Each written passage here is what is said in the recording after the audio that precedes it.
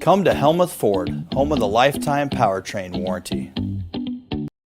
Hi, this is Stacy from Shuttler Insurance Services. Come see me on the east side of the square in Sigourney for all your insurance needs. Delta Fire and Rescue presents their annual haunted house every Friday and Saturday in October. The haunted house is located at the Delta, Iowa Fire Station, 103 North 2nd Street in Delta. Doors open from 8 p.m. to midnight. Tickets are $15. Food and drinks are available to purchase. It's the Delta Fire and Rescue Haunted House. Come and be scared, if you dare. You're invited to the Keswick Tavern this Saturday for a live performance from country artist Luke Fox. He'll be playing from 8 to 11 p.m., and of course there's no cover charge at the KT. Luke plays Americana, roots, traditional, folk, and country music. So check it out this Halloween weekend, Saturday night from 8 to 11, Luke Fox at the Keswick Tavern. We'll see you there. Keokuk County Economic Development presents the 10 Grand Gala, Friday, November 14th at the Keokuk County Expo in Sigourney. Join us for a night of casino-themed fun, food, drinks, prizes, and a chance to win $10,000. Friday, November 14th at the Keokuk County Expo in Sigourney. For more information and tickets, contact Keokuk County Economic Development at 112 East Washington Street in Sigourney. Call 641-622-2288 or go to kcediowa.org. Attention Iowa business owners. Is your business missing sales because you're too busy to follow up? Every missed call or delayed message could be costing you money. At Easy Biz Tech, we help local businesses stay ahead by automating customer follow-up, so no lead gets left behind. Missed a call? Our system texts back instantly. Need personalized outreach? We send automated texts, emails, and even use AI-powered voice agents to connect with your customers 24/7. Stop losing money because of slow follow-up. Contact Easy Biz Tech today, where Iowa businesses win online. Skunk River Radio, country music from 1990 through 2010 with some Iowa country music sprinkled in. Listen at skunkriverradio.com, download the app, listen on Alexa by saying, "Alexa, play Skunk River Radio on TuneIn." You can listen to me, Steve Shuttler, each weekday morning from 6 a.m. to noon, and listen to The Haze from noon to 6 p.m. Skunk River Radio, online radio for country music from 1990 to 2010.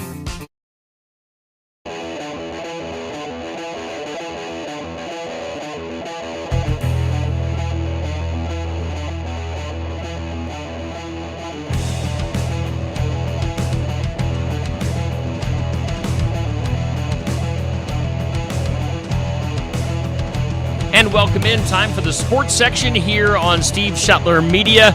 Saturday mornings at Barnwired at 119 East Marion Street in downtown Sigourney. On this Saturday morning, we thank all of our sponsors for making our program possible. Coming up here shortly, we'll have EBF volleyball on the team. We'll also get to SK's Jared Jensen a little bit later on, and we're going to start things off as we do during the football season with Pekin football, and your host, of course, is Andy McGuire. Andy, take it away. Well, here we are with Pekin football. Unfortunately, Coach Weber, we're not having as jolly a discussion this morning as we have in the past. Drop one last night, 21-3 against Northland. Coach, what was it that Northland was doing that was giving the Pekin Panthers fits? Credit to them, first off. They're a good ball club, really solid defensive team, and we hung in there as long as we could last night. I thought our defense played real well at times, and eventually it was enough to add up and them get some points. I thought their defense played really well, like I said, and we're just able to limit our consistent playmaking ability. I thought we were able to find some cracks and creases at times, but ultimately, at the end of the night, they were able to make more plays than we did, and just didn't have enough to, move them backward last night. Yeah, you talk about plays, Coach. You brought a player with you. Why don't you tell us who's sitting next to you? Yeah, this is Reed Lauderman, number 31, starting safety and wide receiver a little bit for us. So his older brother played for us my first 2 years, and I told him after the game he was a big part of why the program is where it is now. And, Reed's one of those guys that he just stayed the course as a young kid and had a few injuries early on when he was younger and, played through them too. I don't think you could drag him off the field. And he's just he's a selfless player that's been a big part for us this year. Yeah, you absolutely have to have those guys with a program, guys that are tough enough to get through some of these injuries, diversity, and come in and or adversity, not diversity. What am I saying here? Adversity, and contribute to the football team. Reed, what was it that you saw last night from Northland? This is a team that you guys have faced off against in the past. You kind of know what you're getting yourself into. Did they do anything different, or was it what you expected? It's kind of what we expected, running up the middle, trying to push our line, play football. But they just made big holes and just played good football. They're a good team. Yeah, fundamentally sound is kind of the discussion we were having a little bit off air. But Reed, we were talking a little bit earlier too about just the size and some of the technical stuff that good football teams do well. Coach Weber was talking about footwork. Is that what you saw too? Let me ask you this question, Reed. Before a game, are you looking around? Are you looking down the field to see what you're going up against, or was this one of those games where you knew who you were going to play and you knew they were going to be big dudes? A little bit. Weber does a good job pushing us to watch film. We watch a lot of film. So we knew what was going to be lined up against, but we just got to play football, whether they're 6'5" or 5'5". I mean, that's football. There you go. I love that mentality, Coach. I'm sure you love it too. Yeah. He's like I said, he plays like he's 6'4", 200 pounds, and he might be a little undersized, but he makes up for it, and there's really no drop-off with him on the field just because he is shorter. He comes up, makes as many tackles as anyone, got a wrestling background, and like he said, they like to throw the ball in warm-ups, but they aren't going to throw it unless they have to. And last night, I think we had them locked down pretty decent. We didn't give up any big pass plays, so that was a testament to the D-backs and how hard they worked this week. But ultimately they won on the line of scrimmage.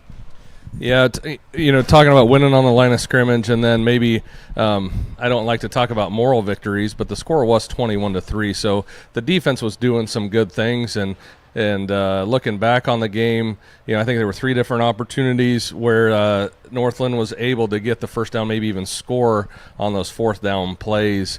How do you feel about that? Do you take a bit of moral victory in knowing that you held them right to the brink, but they were able to score, and that's kind of a fluke deal. When you get 3 of them on fourth down, it seems to me. I mean, you have to give them credit, but that's not usual. I do give them credit, and they were able to make I said this a couple weeks ago, but football comes down to a handful of plays every week, and a lot of the other stuff's just to kind of set those plays up, and they were able to kind of come out on top on most of those plays. And when they did score on their 3 scores were all on fourth down. But I wouldn't say we had them bottled them up in fourth and short. We had one in 4th and 10 or more, but we were calling things the way we had to try to get a stop, bring in pressure, and then one of them they happened to call a screen in to where we brought pressure from, which is the perfect setup for them. And then, they got a really good receiver running across the field late that's pretty tall, and they're able to get him the ball. And, at the end of the day, if you lost on 1 fourth down, that would be a little more gutting. But you got to give them credit for executing when they were in 4-down territory. So holding you to 21-3. 3 is a low number, obviously, for any football game, but especially for this Pekin Panther football team that does a lot of really good things. You have a lot of different weapons, between Nolan, Riley, Elijah, Henry gets in there. There's a lot of different guys that you have options on. What were those guys doing? I'll ask this to Reed. What were those guys doing that was really slowing everybody down when you have that many weapons? Well, like Weber said, they controlled the line of scrimmage most of the game. So that kind of, bottled up our run game a little bit, and when they got on you, they got on you. But yeah. So leading into the game, Reed, how did you feel about your preparation, about the team's preparation? Did you feel like you were ready to rock and roll when that whistle blew last night? Yeah, I thought we were all ready, but like I say, I thought we kind of played a little flat last night. Got smacked in the mouth early and just couldn't come back from it. But yeah. Chilly night, Halloween. Did you feel like there were any distractions coming into last night, or was everybody pretty much just locked in and it just – you have those nights where you just come out flat and the energy's not there. Was that one of those nights? yeah, I mean, we were locked in. No big distractions, but just, yeah, played a little flat. Right, yeah. I think it's one of those typical games where, postseason play, there's never a bad team when you get into the second round of the playoffs, which is an admirable feat in and of itself to take a team that went as far as you did last year to come back and make a nice deep run in the playoffs this year.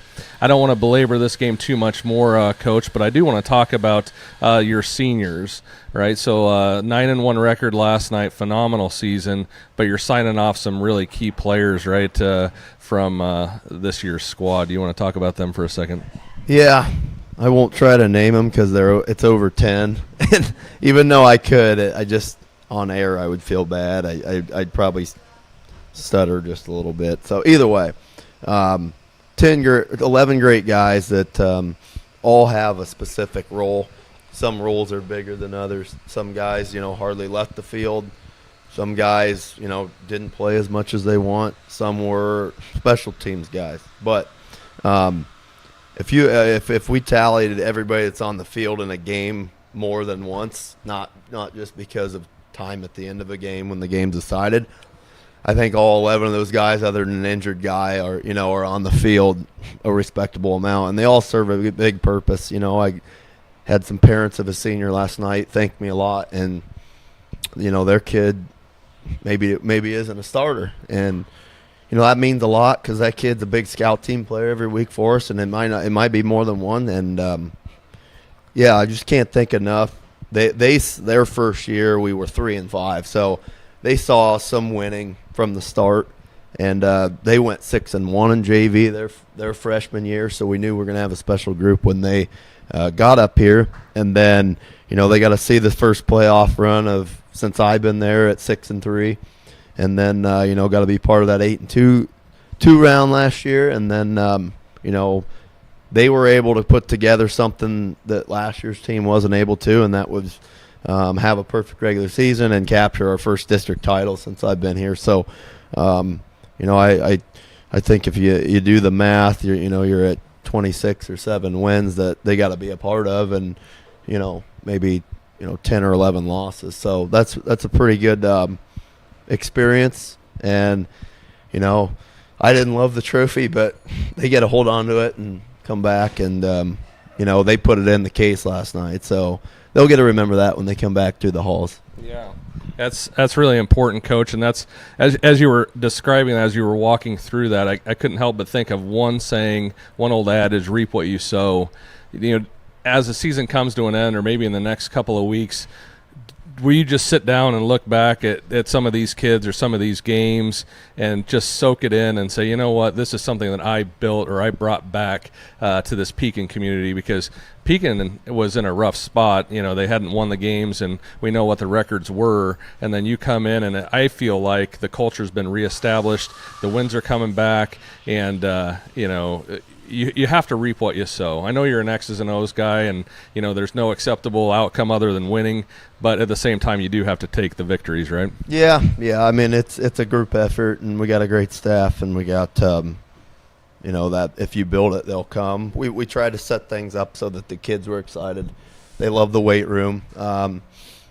We visit in the hallway between class periods. Try not to make kids tardy, because they want to. I think they want to be around us, and I know as a staff we want to be around them.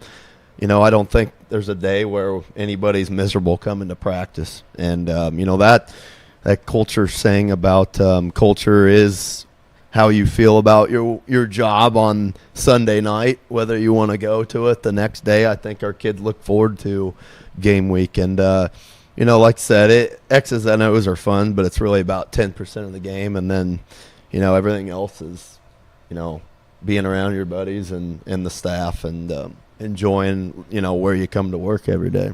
Yeah. Reed, that's coach talk, right? And that's what a good coach does, is he gives answers to guys like me like that. But I want to run at you a little bit here and ask you about some of these guys specifically. And this is my question to you, so you can't get in trouble for this. You're going to answer this question. I want to know, what are some of these guys that you're going to miss playing with that are moving on from seniors, and what some of these guys have meant to you. And I really, what I want from you, Reed, is some names. And, I'm going to miss this guy or that guy. So hit me with it. Who are some of your buddies that you're going to miss in this? I got a lot of them. Yeah, fire away. But, I don't even know where to start. A quarterback, Riley Smith. Grown up together forever. Yeah, Glick, grown up, same deal. We've all came up kindergarten. Cal Miller. We play a lot of cards in school sometimes. Don't tell our teachers that, but we're the dream team. Is what we say. But spades. It's a good 4-player game. There you go. Bo Latcham. Yeah, he's Bo. Bo's Bo. We wouldn't be the same without him. Nope. Zach Dowd, he didn't play in junior high, but last year he started and been a big part. Helped the team grow. Yeah. Willie D, he probably didn't play as much as he wanted to, but he was a huge part, and he made me better at practice. Carson Comstock, we've grown up together. Brogan Spray, same deal. We've all came up kindergarten, so. Gonna miss all of them. Yeah. Cale Shipley's another guy that came from Fairfield and joined on late, and got banged up, but hadn't really played football, and he just did a lot of things this year for us and then helped with technology after he's injured late. And I don't know if we named 11. My mind's kind of Landon Crow. He moved last year and played football together last year and had a lot of fun with him. I didn't wrestle last year, but we became pretty good buddies. So he came from Sigourney. Yep. So. Yep. Yeah, no, that's what it's all about, my friend. That is what it's about, are those memories. The wins are great, but looking back, I think you're going to remember, that Bo's Bo, and playing cards with those guys, and that's what it's about. But, Reed, what are your plans moving forward? I hear you'd maybe do a little rodeoing. Yeah. Doesn't do rodeo. When did he start, man? When he's 3? 3. Really? Well, there you go. He's been rodeo. Yeah? How do you rodeo at 3? Is that like mutton busting, or are you just... You follow your dad around and act like you're rodeoing. Yeah. So what are the events when you rodeo? So I calf rope. So I rope the calf and jump off my horse and run down there and throw the calf down and tie him up. Yeah. Then I also team rope. Mm-hmm. So. All right. Yep, 2 guys. I rope the horns and he ropes the feet. Yeah. So I know nothing about rodeo, but I'm gonna throw some terms. So you're not busting broncs and no. You're not riding bulls, right? My mom won't let me. Yeah. No. Oh, really? How that's got to be tough. Yeah, I was roping in the living room when I was pretty young, and Dad seen me rope with my left hand, and I wasn't too happy when he told me I had to rope with my right. So. Oh, yeah? I don't think the listeners heard that, but he's left-handed but has to rope right-handed. All right. Have you ever tried bull riding? I rode a few calves at home, but nothing serious. Yeah. So you've never done the thing where you put your hand under this and then you throw this over and no. You throw your head back and, kick me loose? Can you do an impression of that for me? No. You can use the mic as what do they call it? Do you know what they call the thing that goes around the bull? Bull rope. Bull rope. Bull rope. So you do this, and then you sling it around. Put all your right. hand up. Yeah, hand. Let's do it together. Can we do that? So you go like this, and then what? 8 seconds. 8 seconds. Yep. Can you just hold on? Hang you on. Just hold on. Our listeners that are listening to this later on Skunk River Radio are so lost right now. It's end of the season, Shetler. Take it easy. We're trying to have some fun here. We're lost too. We're lost. It doesn't matter. We've officially derailed this train. Weber, do you want to get on this too? I'll sit back and watch. Oh, fun hater. No. Anyway, guys, we'll keep this thing going. Congratulations on a great season, Reed. I've had a lot of fun hearing about you. Shetler's acting like he wants to say something. Oh, I'm just going to jump in. We'll got to talk about our Daisy Dew landscaping player of the game. Henry Adam was our player of the game last night. Of course, he had the field goal. He had that interception return.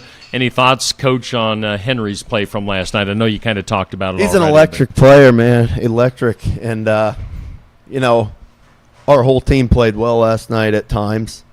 We just weren't consistent enough. But, you know, I'll toot my horn on him. He almost changed the game 3 or 4 times coming back. We're a team, but like he just made some individual plays that, you know, almost got us over the hump, and you know, it just wasn't. We just weren't able to kind of build on it enough. And but I, you know, hats off to him. He's a junior. I know Reed would say the same. The kid's one of a kind of player. Yeah, he absolutely is. I mean, he's the type of guy that doesn't say a whole lot, it doesn't seem to me, but he lets his actions speak, and yeah, he goes full throttle 100% of the time. And you've got a lot of guys like that, Coach. I mean, a lot of guys. I've become a huge Pekin fan. I was calling the game for a different outfit than what Shetler has going on here last night, and I had that Pekin game up in front of me just because I've been watching you guys all season long. So I'm bummed out, legit, that this team hit the end of the rope last night, but I couldn't be more proud of what you guys did, not only this year but last year. And watching what you're building there, Coach Weber, I think you got a bright future with some more guys coming up through. Yeah, it's been fun. 17-3 in 2 years, and you know, he's a part of it. So, you know, every next team will be a little bit different shaped and new challenges. We had some new challenges this year, and that's the fun of coaching. Hopefully, he'll come back and coach someday. There you go. Well, yeah, since the season's over, obviously, you know, this is our second season here on Steve Shetler Media that we've been able to cover you guys. And once again, Coach, it's been a pleasure working with Pekin, working with you one-on-one, and just the Pekin fans and the family down there. I know it's kind of a mutual appreciation. We appreciate you guys and the fan base, and I think you guys it's just a good collaboration between us. So. Yeah, I've heard a lot of good things, and hopefully this changes shape a little bit over the, you know, each season. New people come on and this and that, but you guys do a great job, and we're thankful to have you. Yeah, a lot of fun. Well, Pekin football, it's been a great year, and we'll do it again next year. Of course, we'll be covering some Pekin basketball coming up this winter, and baseball and softball in the spring. So watch for more Pekin sports here on Steve Shetler Media. All right, we'll take a break, and we'll have EBF volleyball in next. At Pekin Community Schools, opportunity isn't limited. It's everywhere. From FFA to music, business to athletics, our students explore it all. Small class sizes mean big advantages. Personal attention, strong relationships, and academic success that goes above and beyond. You're more than a student. You're a story, a voice, a vital part of our school family. From the classroom to the kitchen, every adult helps shape futures. At Pekin, pride runs deep, where everybody is somebody. Schedule your next dental appointment with Dr. Dan Schuster at Oski Dental, 641-673-4845. They're accepting new patients. Oski Dental will file all of your insurance forms for you. They're a Delta dental provider. And Oski Dental is located at 902 South 17th Street in Oskaloosa. That's Oski Dental, 641-673-4845. We make smiles happen at Oski Dental. Stop by James Family Greenhouse and Produce in Sigourney. They have a variety of hanging baskets, annuals, shrubs, perennials, trees, mulch, and vegetable plants. Plus, you can spruce up your landscape with yard decor or decorate the inside of your home with home decor. James Family Greenhouse is also a great place to stop in for some gift ideas. You got to stop in and see it all for yourself. James Family Greenhouse at 701 East Jackson in Sigourney. And be sure to follow their page on Facebook.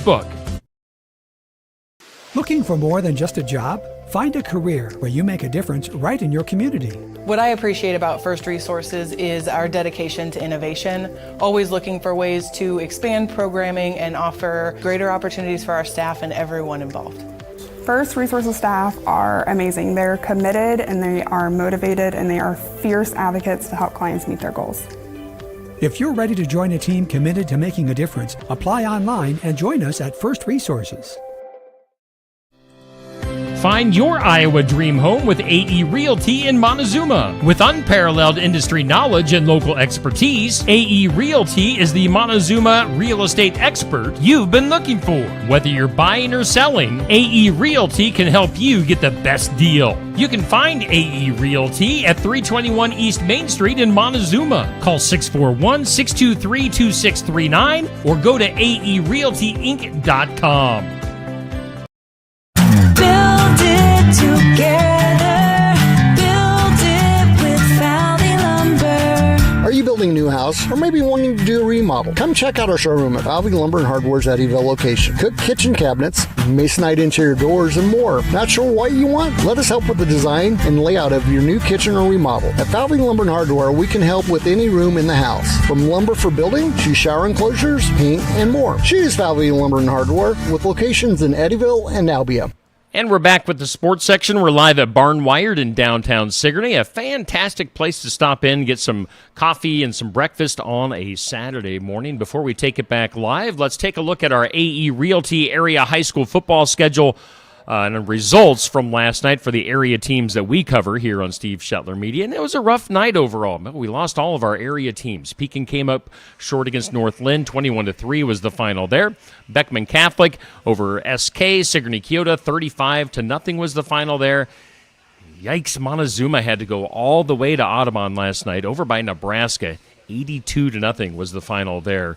Montezuma gets shut out. But we're going to go now to volleyball. Let's take it to, and I'm going to adjust my camera before we go on here. Let's take it to EBF Volleyball, hanging out with us, and host Andy McGuire. Andy.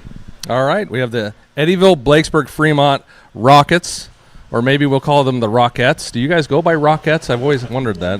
We have Halloween behind us. We're moving into Thanksgiving and Christmas, and I was hoping that you would say yes to that. Then I could get you ladies all lined up, and we could do the Rockettes kick, but maybe we'll save that for later. Do you guys even know what I'm talking about when I say Rockettes kick? Yeah, Coach knows what I'm saying. Yes, and all the girls are saying no. But anyway, a good season, right, ladies? So, Coach, why don't you introduce the ladies that you brought with you today? All right. First of all, we got a couple seniors that have joined us this morning. This is Kelly Meyer, Lacey Taylor, Andrea Jensko, and Lainey Birch. And Lainey is a junior, and Andrea is a freshman.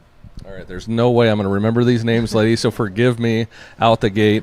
But we know that you guys wrapped up your season, was it last Wednesday, against a real high-quality opponent. I was looking at the volleyball bracket earlier, and it looks like you guys dropped one to Wapsie Valley. Was that the last game? Yeah, that's correct. And they've ran quite a ways, and they're actually getting ready to play in the Extreme Arena coming up here pretty quickly. So a really high-quality opponent. But you did get a nice postseason win against the Sigourney Lady Savages here earlier that same week. Was it Monday night? That was Monday night. Yeah. And the season comes to an end, Coach, unfortunately, just like the Pekin previous guest that we had, and we're going to talk to Coach Jensen here in a minute. But tell me about the season. What did these ladies grow? What areas of growth did they exhibit, and how did the season go overall? Hearing from the outside crowd, going in, losing a tremendous group of seniors that we had last year, and the success that we had last year going to state and getting second in state, I think a lot of people kind of just counted us out. Thinking that, without them we can't do a whole lot. But I think we, showed everybody that, hey, we came back, we reloaded, and maybe our record doesn't totally reflect, what we've had in the past, but there's been a tremendous growth from, the first time that we started to where we ended. And, one thing my husband kind of said to me last night, he goes, you know what, if you think about how many of those teams were really ranked that you lost to, it's about half of them, of our losses came to ranked teams, and then to lose our final game there with Wapsie Valley and them make it to state, it's just something that a testament to us that we stayed within, a good range with a lot of those teams. And a lot of them was back and forth. We played a lot of 4 and 5 set matches this year. And so, we were just right in it. It kind of felt like a little bit of a roller coaster ride once in a while, but we were right there. Just didn't close it out a lot of times. But, that's not a testament saying that, our team was not good. I thought we did a lot of great things this season. So I look at it as we got to reload again and start back again next season. Yeah, for me, doing the Steve Shetler show, I've become a huge fan of all of the area teams, you know, where as a parent, of course, you watch the team that your kids play on, but doing this show, I'm rooting for Pekin Cross Country. I'm rooting for, you know, Montezuma football. I'm rooting for Eddyville, Blakesburg, Fremont, all sports, those sorts of things. So when I have the opportunity to dig in a little bit deeper, that's what I was looking at with your squad, was just the quality of opponents that you all took on, and looking at that record, and I knew how good you all were last year and how far that team went and what a couple of those seniors went on to do. But just looking at that, and I want to ask a couple of these seniors this question, looking back on this season, playing those ranked teams, are there a couple of games that stick out, or a couple of matches that stick out in your minds that were really kind of signature competitions? Yeah, definitely when we went to Minneapolis, we played Holy Trinity, and they were ranked, I think, third or second, and we played a really good game against them. And yeah, they were definitely good opponents to play, and we hung with them. Also, I remember one of the sets against Waukee Northwest. I remember that game too, and that was a good set for us. So yeah. That was one of the other things as I'm scrolling through your all season, looking at some of the teams that you play. I mean, Waukee, that's Des Moines Metro team. That's a big school. Mm-hmm. They have a lot of numbers to pull from, and that wasn't the only team that you guys faced that was from a bigger school. And it looks like a pretty good mix, though, as far as competition. So talk about that. What's it like playing against, you know, a really big school in Des Moines versus maybe some of these smaller schools in our area? Yeah, it's definitely different, especially like the bigger teams from like Des Moines. You see a lot of like variety of hitters. They often like distribute the kills, as smaller schools may have like just a few like good hitters. So it's definitely different playing against like different offenses and have a bigger range, but it's also fun like getting to see what you can do against those big tall girls that hit really hard. So yeah, definitely. Yeah, so I'm still honestly learning a lot about volleyball. I've got a little girl that's in 4th grade. I've got 3 older boys, so if you ask me about baseball, basketball, and football, I've got it covered. But when it comes to volleyball, I'm still, you know, tipping my way into this thing. How does this thing work? So ladies, one of the questions I have for you is, when coach assigns you a position on the court, what is going through her mind and what she's looking for, right? So you talk about tall girls. For me, that knows very little about volleyball, I know that tall girls can kill it, spike it over the net, right? Mm-hmm. But other than that, you know, how do you fit in the rest of the pieces on that floor? Definitely looking, I would say like girls that communicate well with each other in their positions, and just girls with good hustle, and just like you don't necessarily have to be tall, but just being able to be consistent and aggressive and fill in that role is definitely something I feel like they're looking for. Gotcha. Yeah, so we'll go to your fellow senior and spread a little bit of the love here. Tell me about the stats in volleyball. You know, again, getting back to football, and coach can help you too. You can phone a friend. You can phone your friend if you need it. But, you know, in football, I look at rushing yards, how many yards is a kid carrying a football, touchdowns, things like that. When I scroll through stats in volleyball, we're looking at kills, kill percentage, assists, all of those things. Is that something that volleyball players typically look at through the season to know where you're at, or is it more just we're going to go play and have fun on the floor? Most volleyball players do look at them during the season to see where they're at, like going forward. Gotcha. Is there any specific stat that we're looking at? Obviously, it depends on position, right? Coach, help me out with this. Yeah, it does. Teach me a little something here. Yeah, it does depend on the position. I think one of the biggest things they most look at is kill efficiency, you know, because I think they look at mostly hitters first all the time, how many kills they have, what's their kill efficiency. You know, and then another second thing, especially that I look at a lot of times, is what their serving percentage is.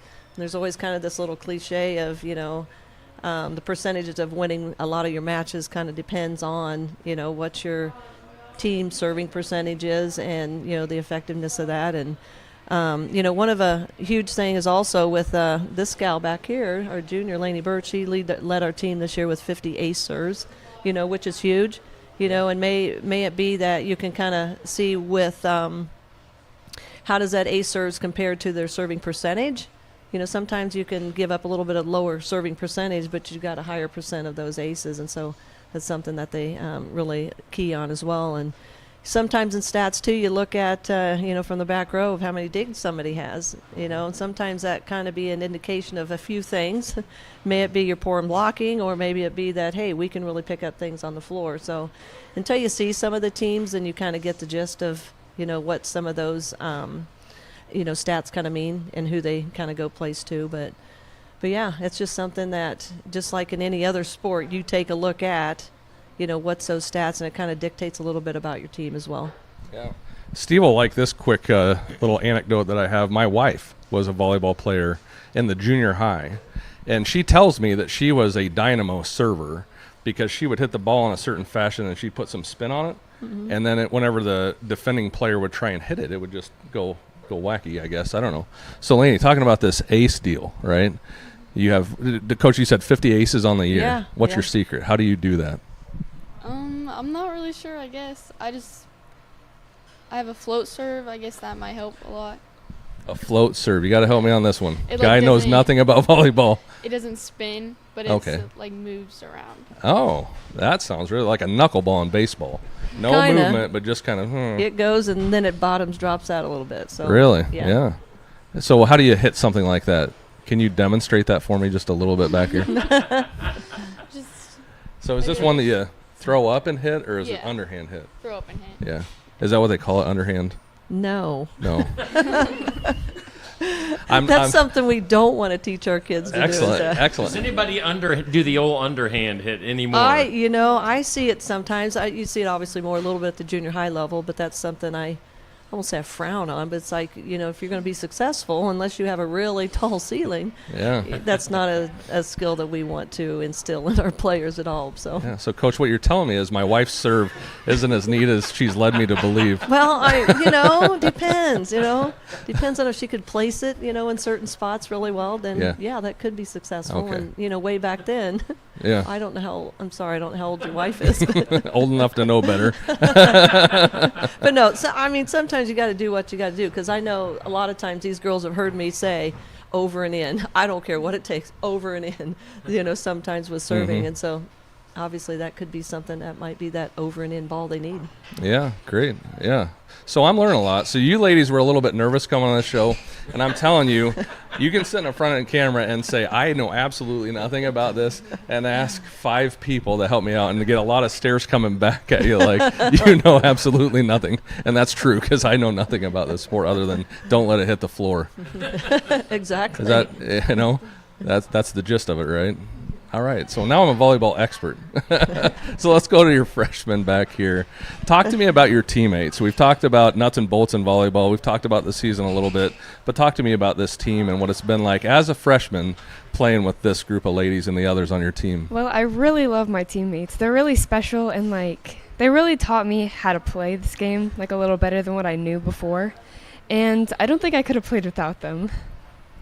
Yeah, so tell me about that. What is it about them? Did they take you under your wing? Or, obviously, I'm guessing you might have known a little bit of something about volleyball before stepping out with this group and playing, right? But they taught me a bunch of different places to put balls so I could get a point or something. And then they'd also tell me what to do to make me a way better setter. Okay. All right, so you're the setter. So run me through the positions here, right? So you're a setter. Yes. And what's your position? Libero. All right, so you're the defensive player. So I do know. I've done a little bit of reading about libero. And tell me something else about libero. So you get a sub in kind of whenever you want. There's kind of this normal substitution thing, but you're special. You get a sub at a specific time, and you get to wear a really cool shirt, right? Yeah. Right. So what color is the ABF libero shirt? It's yellow. It's yellow. Yep. But it could have been something else, right? Do you get a pick? No. Coach gets to pick that, right? Because I've seen some It just teams. kind of comes with the uniform, but actually a libero can be any contrasting color whatsoever. Gotcha. Coach, talk to me about libero, like the substitution deal. How does that work? I still don't understand that myself. A libero, a lot of times, you use it because they're technically maybe the best passer on your team. You want them to pass as many balls as you can. Or you can use them also, too, to save you in substitutions, because in volleyball, you only get 18 substitutions.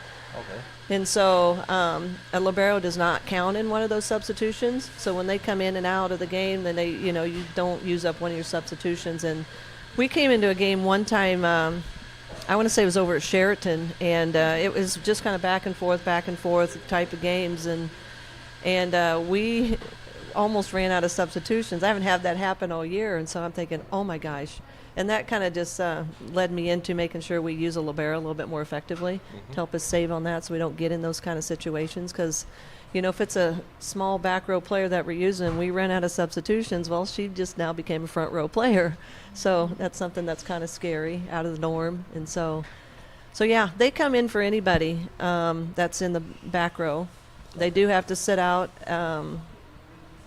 you know, to serve. They can only serve in one spot, can't serve in 2 spots, but they can. I can send them in at any point in time. You know, once they have a side out, then they can come out of the game. But they have to have that side out in between before they can come on and off the floor, and they come in for anybody.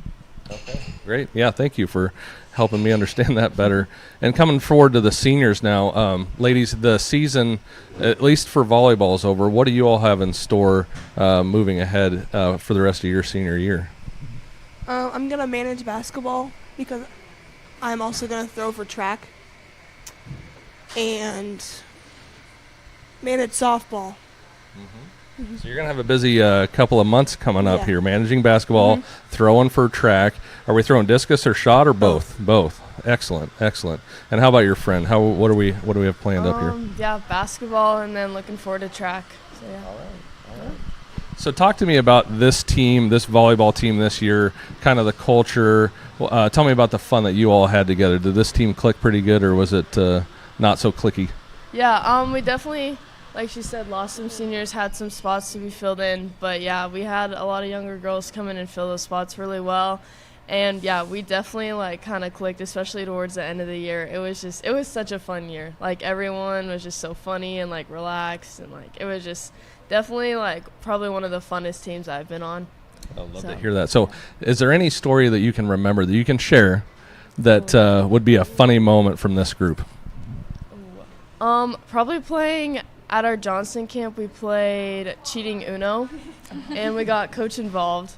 And if you don't know what that is, basically it's Uno, but you just try to, like, hide your cards and not get caught. Like, so you're just, like, throwing them over your shoulder, tucking them under your leg, and that was definitely really fun with this team. So. She actually won one of the rounds, so yeah. They taught me well. Yeah. Coach is well versed at cheating. Yeah, I guess. Yeah, she was sneaky. I love it. Coach, talk to me about this group of ladies that you've coached this year, and a couple of these ladies for a good long time. Tell me about that. Yeah, it's interesting because I've had a lot of people, you know, say to you, well, you have a young group of kids this year, and I said, you know, not really. It's just a matter of we've had some kids that graduated out that were with me for many years, and you know, these girls were here. They were in the mix as well. They're inexperienced. They just, you know, didn't have that opportunity.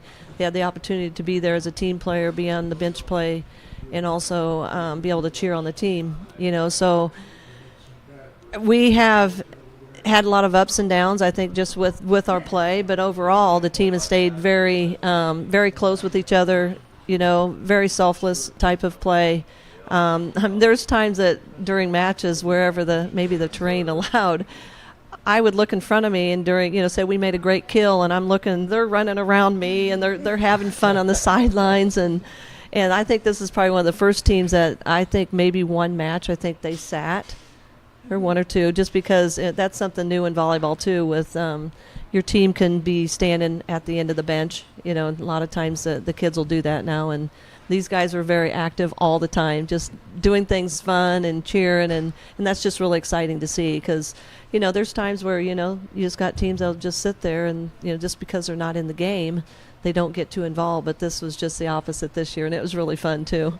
Right. So you ladies were sitting here behind with the Pekin interview earlier, and the young man that we had on, he had a hidden talent, or maybe not so hidden. He was a bull rider.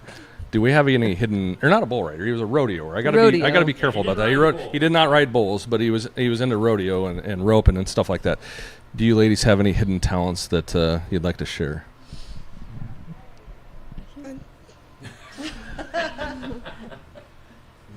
Nobody has it. Or maybe you have a teammate that you know has a hidden talent that you would like to share with the Shetler world. Not everybody at once. I'm trying to think too. I did put you on the spot, so I do apologize for that, but we'll give it 20 more seconds. And we'll all stare at you. Okay, let me tell you. Oh, here's one.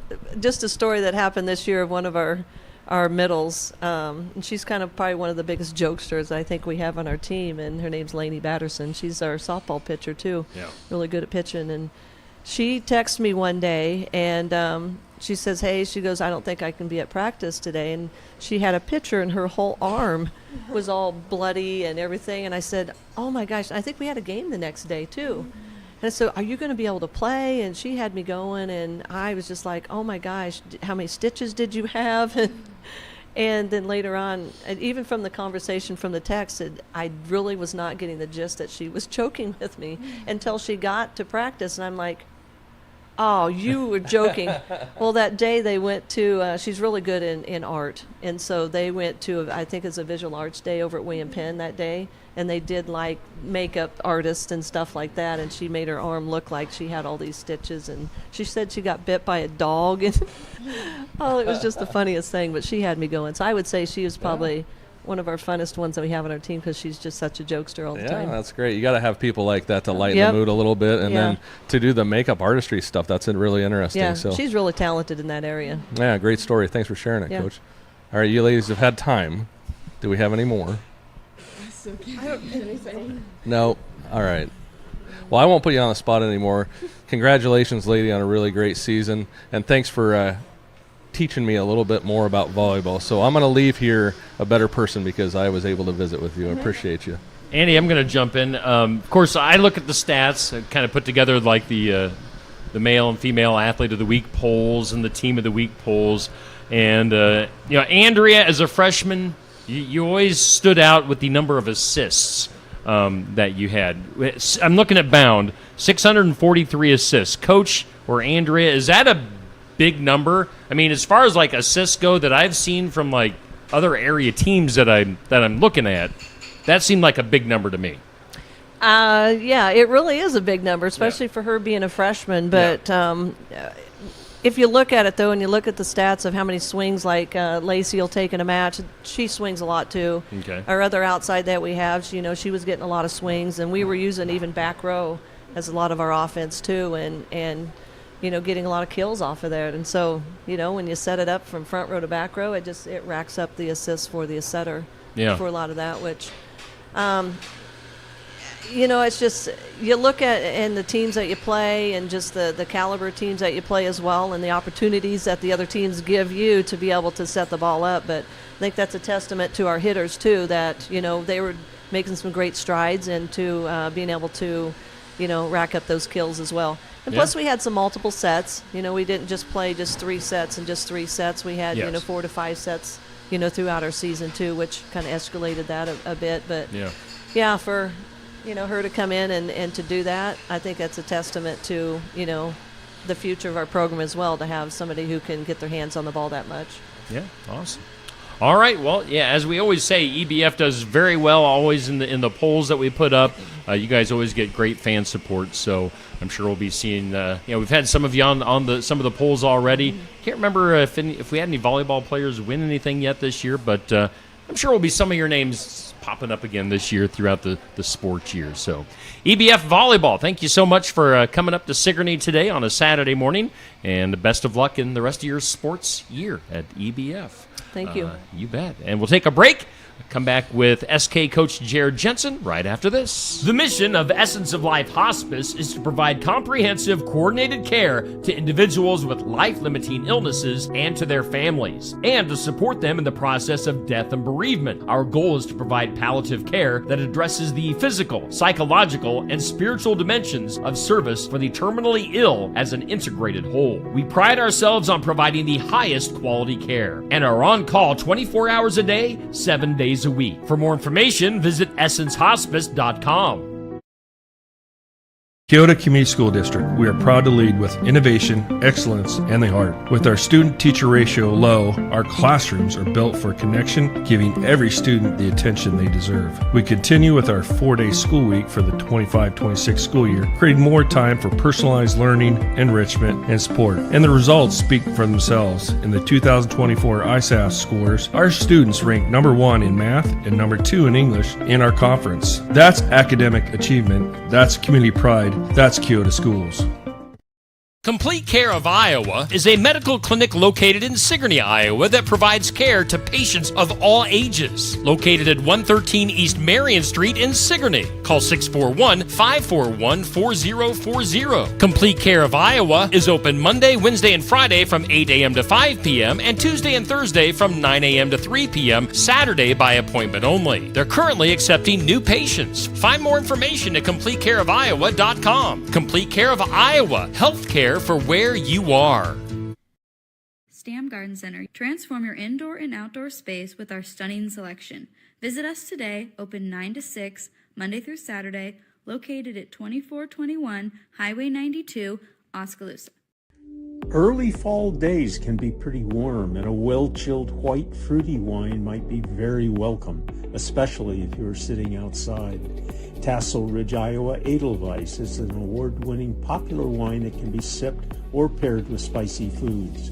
Candle Glow White is a drier alternative that will pair with grilled fish or chicken. And if you're looking for a fizzy wine to celebrate a win by your favorite football team, try our Oski Fasati Pink, a fizzy sweet pink wine. Tassel Ridge wines are available at more than 300 retail outlets, and all are available at Tassel Ridge Winery in Leiden. Keokuk County Medical Clinic is your one-stop shop for healthcare. Our behavioral health providers offer a wide range of services to help you reach your goals. We have a variety of family practice providers who see patients of all ages for acute and chronic care. Jack's Corner Drug is located just down the hall for your convenience.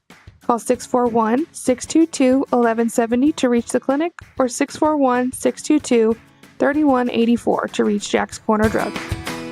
Hey, we are back here at Barn Wired in Sigourney for the sports section. Stop into Barn Wired. It's a busy place already on this Saturday, the 1st of November.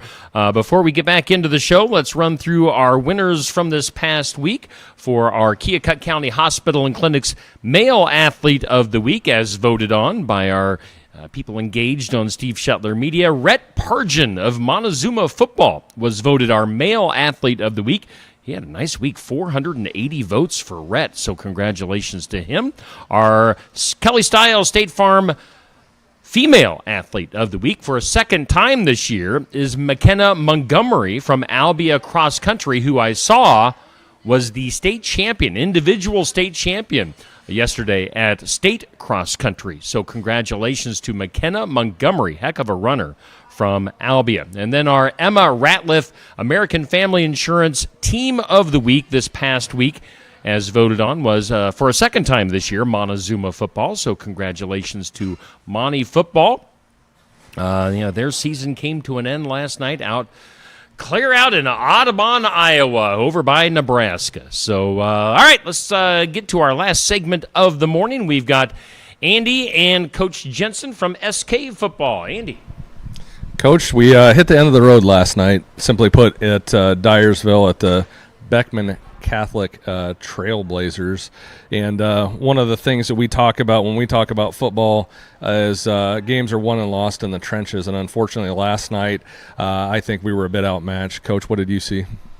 Yeah, I think it was tough sledding for our guys up front on both sides of the ball. We knew they had size, but on film they didn't look overly physical. Now their backs look physical and we're really tough runners, but we thought, all right, hey, we got a little quickness here. We can kind of do some disruption on the D line, and offense. The offensive line just, hey, you know what? I know they're big, but if they're last week we saw like gap shooters, and all right, hey, they're gonna base up and get on your down block and drive them, and it just they were more physical than they looked. They were probably bigger than they looked on film, and just tough sledding all around on both sides of the ball up front. Right. Yeah, we talked if you look through the stats for the Trailblazers, you see 34, you see 42, their tandem of running backs. But I thought last night, looking at their quarterback, number 5, looking at one of their wings, 22, what they threw at you offensively, they have a lot of weapons, and you complement that with a really big, a really physical offensive line specifically. That's a load to handle. Coach, going into this game, what were your keys to slowing these guys down? Well, I think going in every week, one of the keys is offensively keeping the ball out of their hands, putting drives together, whether they're scoring drives or just, clock chewers. And we really couldn't get that going last night. I mean, we struggled to put anything together there. We knew turnovers was going to be coming into play. We put the ball on the ground too many times, gave them really, really short fields, and, ultimately, games like these, it's all the little things. The little things matter the most. The big things in games that you can win, okay, you can get by not doing the little things. But games like this, you got to play perfect, and we just simply didn't do it last night. It was definitely kind of the opposite of the week before. Yeah, absolutely. Backing up, week of preparation. How did you feel? You talked about looking through tape and what you saw on tape. We talked a little bit about how to slow it down. How did you feel like prep was this week? We felt pretty good. I mean, I think the speed of them getting up to the line and going was a tough adjustment. We tried to emulate that a little bit in practice, but guys reading a scout card and then trying to go up and emulate what they do.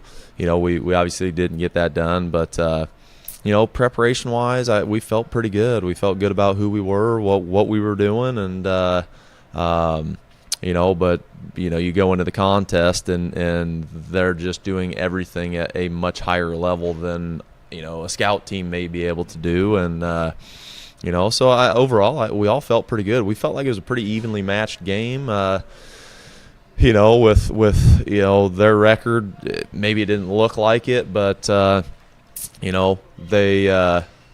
hadn't had too rough of a schedule this year, so we thought, all right, you know what, like we've played teams that are as good or better than them. Honestly, our 5 losses are against. They're all 5 still playing in the quarterfinals. So we felt like we were battle tested, and maybe they weren't. But they obviously were playing at a high level for a reason, because they're a really good football team, and we last night was not our night. Not necessarily even to win, just to keep it competitive. Yeah, Coach, I want to kind of break down just a few things out of this game. I don't want to spend a ton of time on it because there's not a lot to talk about on a positive light. But just from a coaching standpoint, and correct me if I'm wrong here, coin flip, we win, we defer. In my mind, I'm thinking, all right, we have a salty defense. We match up well against these guys. Let's shut them down on this opening drive, get a little momentum on our side, maybe get good field position, march it down, punch it in, and then you set yourself up in the second half to go score and really take control of that game. Mm-hmm. As you're going into a game thinking about that, was there any thought about going offense first, or is this team set up more for let's put that defense on the field and get some stops? Well, I think most of the season we've tried to defer if we won. There's just a potential 14-point swing there. If you score at the end of the half and you get the ball back and score, there's a 14-point swing. That might change the game. But a game like that, like the week before, we were going to take the ball. That was just, hey, get the ball and let's go. This one, it's all right. Hey, let's get the defense out there. Kind of like you said, try to get a stop early, get the ball back, get some momentum going. But some coaches, I think, always just want the ball, but I just feel like we've had a lot of games where we've got that 14-point swing, just scoring at the end and then coming out and putting a drive together to score at the beginning of the second half. So, just I don't know what the right decision is, but I feel getting the ball first in the second half, potentially, if you have it at the end of the half, is going to give you more possessions than the other team. And when you have more possessions, you got more opportunities to gain a lead. So, just kind of a decision. Got confidence on our defense. They've done it all year long, and it just. I don't know. I don't know what the right decision there is in a big game like that, but we made the decision we made. Yeah. No, just more question about X's and O's and philosophy, and I think you can make an argument either way of that deal. And, what I'm trying to do is just get into, what was the mindset, what was, how do you break that down and go with it, Coach? The other thing, kind of talking about the special teams aspect of this game, I know there's 3 phases to this game, and I feel like we didn't win any one of those 3.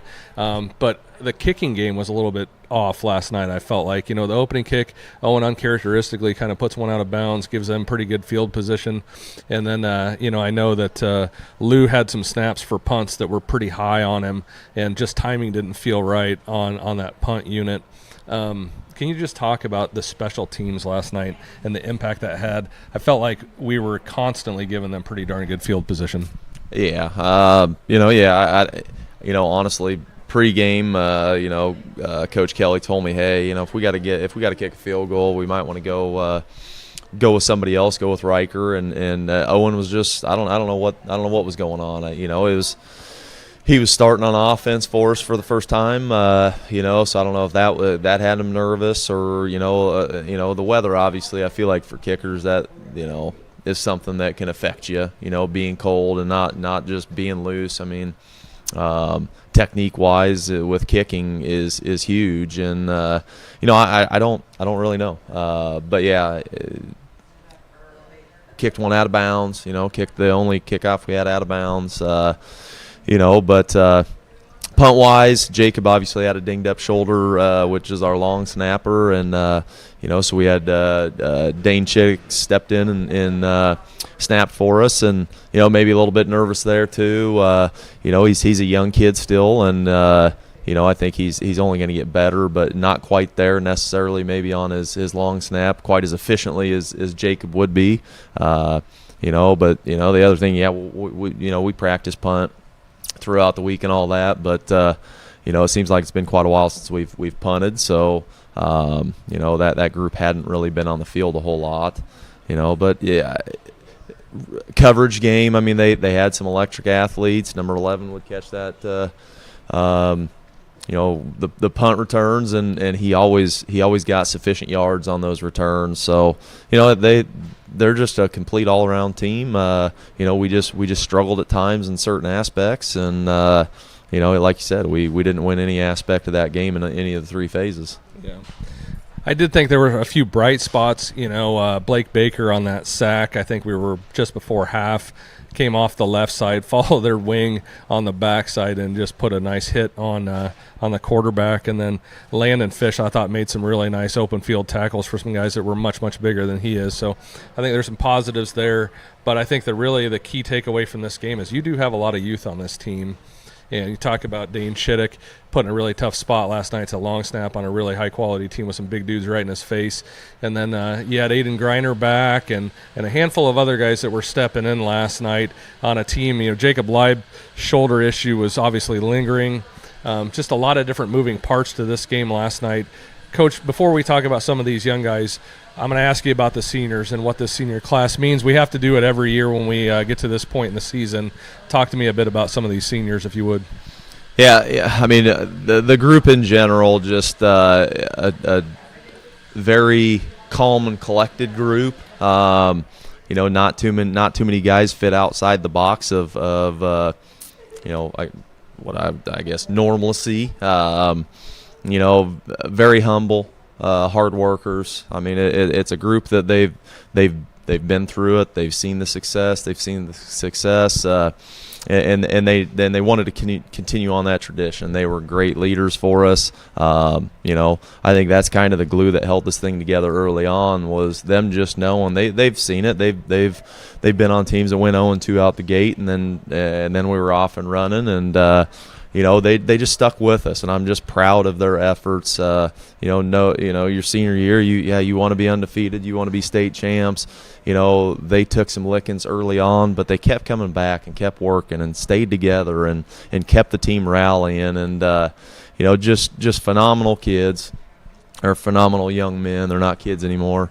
In a group that I don't think the record necessarily defines them as a group or this team in general. So, just fantastic youth to work with. Very humble, soft-spoken, but they all lead by example pretty darn well. Yeah. I'm going to dub this season the season of adversity. This one has been not the easiest, right? You've had to go through some of that tough non-district. You went through the tough non-district. You've had some injuries. You've had some spots that have been not so comfortable. But, when you go through a fire like this, you come out the other side. Coach, what are some of the lessons learned from this season that are going to make this program better? Well, I think never to take, never take winning as it's just going to come to you. I think we saw that this year, and it's not that we didn't put the work in. We did put the work in. These guys have been committed for 4 years. Those seniors, juniors 3, sophomores 2, freshmen getting in the mix here. A lot of summer work with these guys. It's just you can't take winning for granted, and I think we saw that this year. And what does that mean? Hey, how much harder do we need to work? How many things do we need to reevaluate and look at? Hey, maybe we lack in this area. What do we need to do to get that up to speed? So, like you said, though, we had a lot of young guys, playing throughout the season. A lot of JV guys that we saw that stepped up, found themselves on special teams and were backups on O or D and getting out there and giving their best efforts, and some sophomores starting, and a lot of juniors and seniors first year starting. So we lose 9 seniors. And they're going to be tough to lose, leadership wise. And I think the fact that so many young guys got so many reps this year, I think that's going to bode well for the future. They've kind of seen, those young guys have seen that game speed of at the varsity level.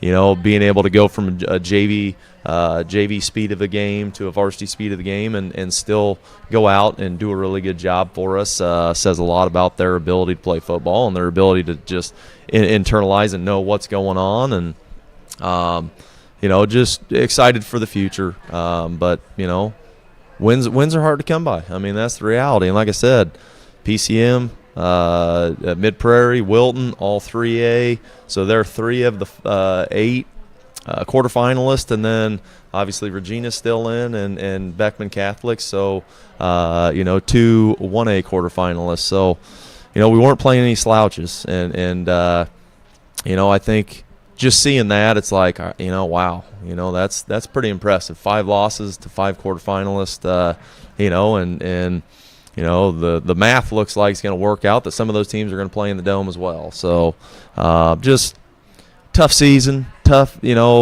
start to the year, but we rallied. I feel like in district, we lost to Regina, but we saw who we can be when we play up to our potential and play well. And a lot of those other games, they weren't very competitive because we just put it on them. And but we've just got to understand next year. Hey, we got the same teams coming at us. What are we going to do differently? How much more commitment? How much harder are we going to work to get ourselves in a position where those teams are this year?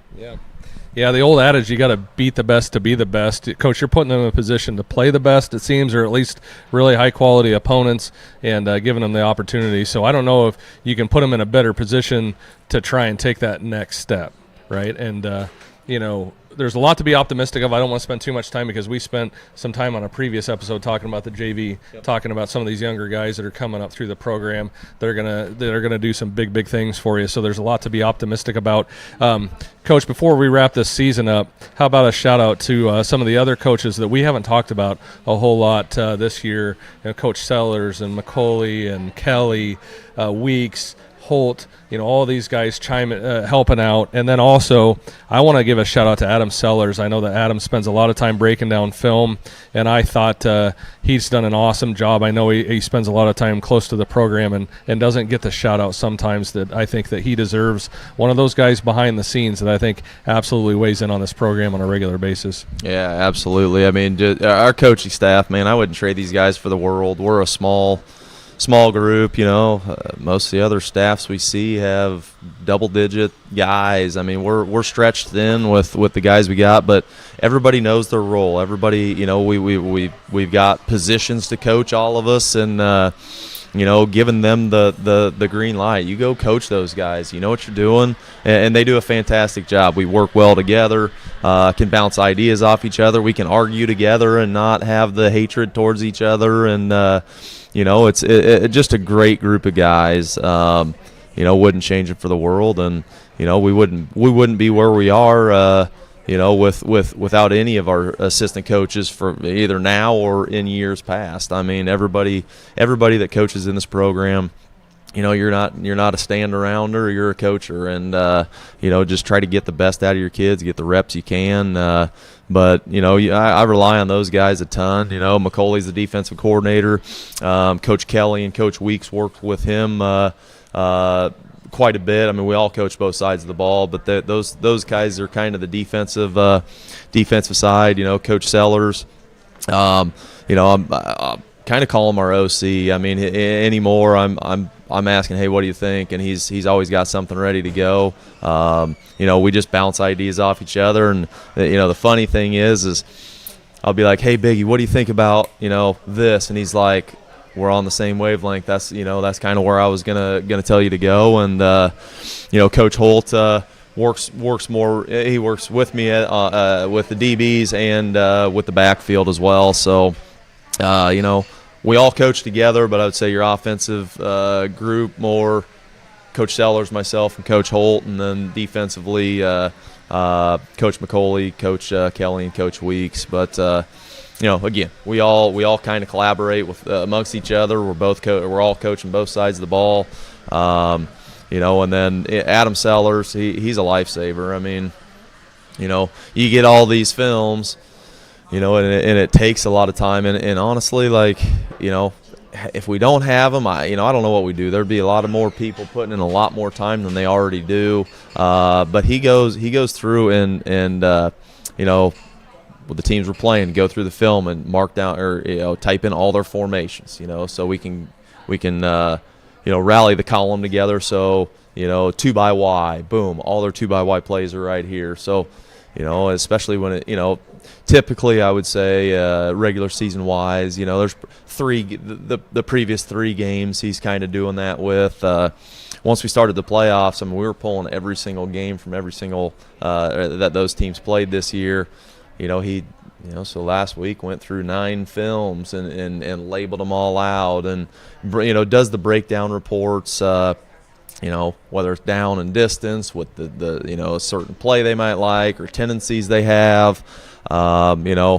He does a fantastic job, and I know that's a ton of help for Coach McCauley on the defensive side, because you got to know what you're preparing for, and when he's able to go through and already kind of fill all those columns out, so when we pop it on, you see, okay, hey, formationally here's what they have.